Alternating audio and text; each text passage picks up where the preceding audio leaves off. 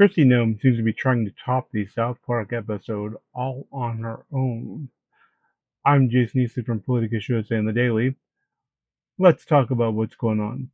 Kristi Noem was on CBS's Face the Nation, and the Trump administration is really struggling to defend their use of troops in cities, their deployment of the National Guard. They've gone to some fantastical explanations about what's happening. But Kristi Noem may have topped them all with this. She was asked by Ed O'Keefe on CBS what people should expect. Should they expect something like Los Angeles when Trump invades Chicago?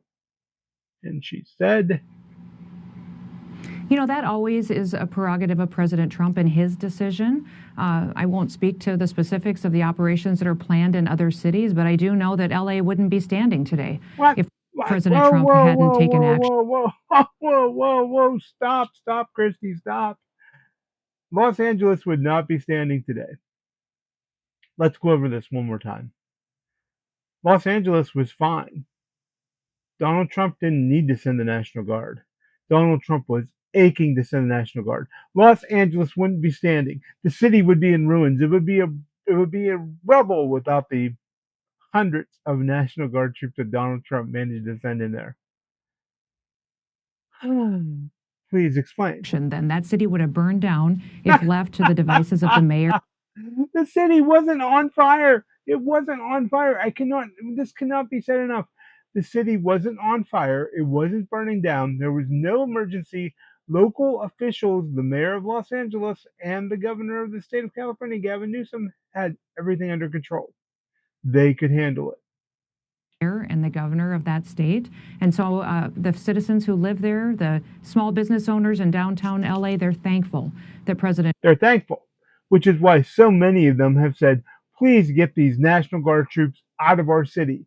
Please get these ICE agents out of our city. You are killing our city. Get these people out. Trump came in with federal law enforcement officers and helped support keeping those streets open, keep their homes and The streets weren't closed. businesses from burning down, and made The businesses and homes were not on fire.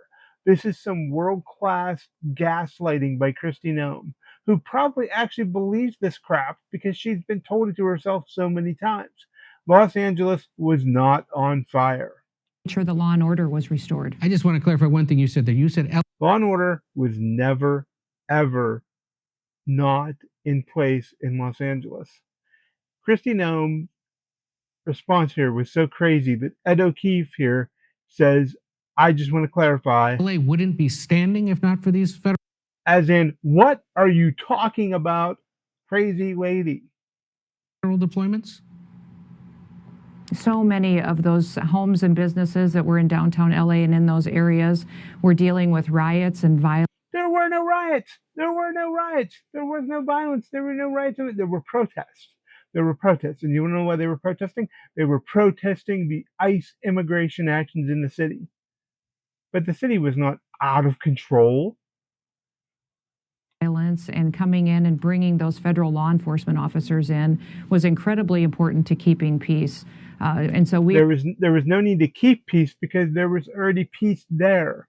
What the Trump administration actually did was try to disturb the peace and cause chaos and disruption to give them more justification for more of a military crackdown in the city. We are grateful that President Trump was willing to send resources and people in order to enforce the law. And the law was already being enforced. And who are these grateful people? Where are they? How come we never see or hear from them? Ed, since then, we have arrested 5,000 dangerous illegal criminals out of 5,000 illegal criminals. Isn't all crime illegal? What are you talking about? Do you even understand that you don't make any sense? LA and removed them from our country and had them face justice for their crimes. And many of these individuals were people who have, conducted horrific activities against American citizens, trafficking of children and pedophiles.